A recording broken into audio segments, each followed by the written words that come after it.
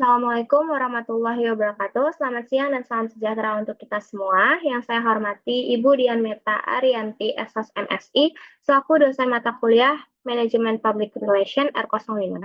Sebelumnya, izinkan saya untuk memperkenalkan diri terlebih dahulu. Saya Nazwa Priyandini Cahyani Putri dengan NPM 23351651621 ingin mempresentasikan hasil tugas saya mengenai masalah PR dengan judul Analisis Masalah Public Relation tentang Etika Advokasi versus Realitas dalam kasus dugaan greenwashing dan eksploitasi sumur bor Aqua tahun 2025.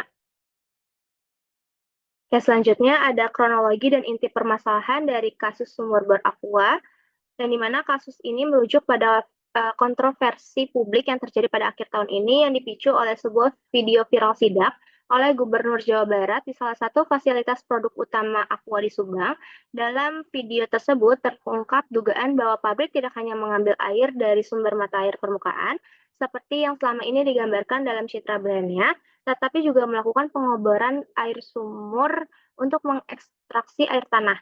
Jadi publikasi temuan ini memicu kemarahan luas di media sosial, di mana publik merasa tertipu karena persepsi dari brand ini, yaitu air murni langsung dari pegunungan, yang dibangun puluhan tahun berbenturan dengan realitas air tanah yang disedot dengan pompa industri.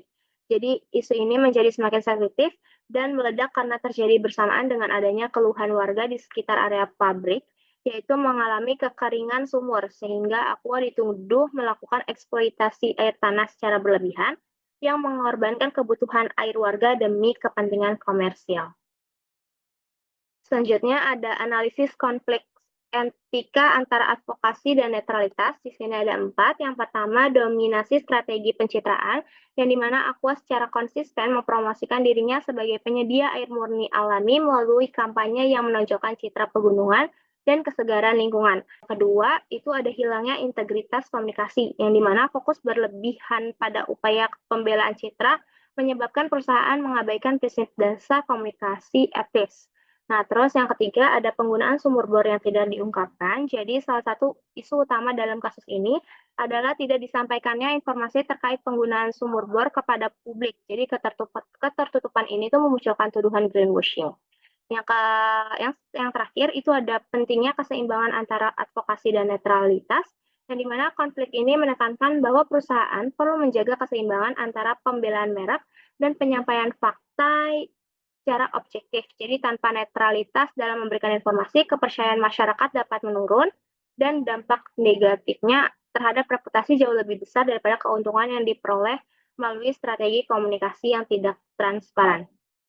Oke, di sini ada beberapa dampak yang terjadi karena kasus ini. Yang pertama, kecurigaan dan penurunan kepercayaan masyarakat terhadap Aqua yang sebelumnya memiliki citra yang baik. Yang selanjutnya itu ada kritik dan protes dari masyarakat serta media sosial karena dugaan penggunaan air secara berlebihan yang menyebabkan kekeringan di sekitar pabrik.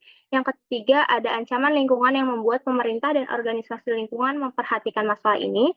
Yang terakhir, resiko penurunan penjualan dan kemungkinan hukum atau regulasi yang ditetapkan terhadap perusahaan. Lalu selanjutnya ada cara penanganan dari kasus ini. Yang pertama itu menjelaskan dengan jelas sumber air yang digunakan seperti sumur bor agar masyarakat tahu informasi yang benar. Terus selanjutnya ada melakukan audit lingkungan oleh pihak independen dan mengungkapkan hasilnya sebagai bentuk komitmen pada keberlanjutan. Terus yang ketiga ada mengadakan program CSR yang fokusnya pada pemulihan dan pengelolaan air di sekitar lokasi pabrik. Yang keempat ada membuka dialog dengan masyarakat yang terkena dampak untuk memperbaiki hubungan dan memastikan akses air bersih tetap terjaga. Yang terakhir, mengubah cara berkomunikasi humas agar lebih jujur, etis, dan netral, bukan hanya mengadvokasikan perusahaan.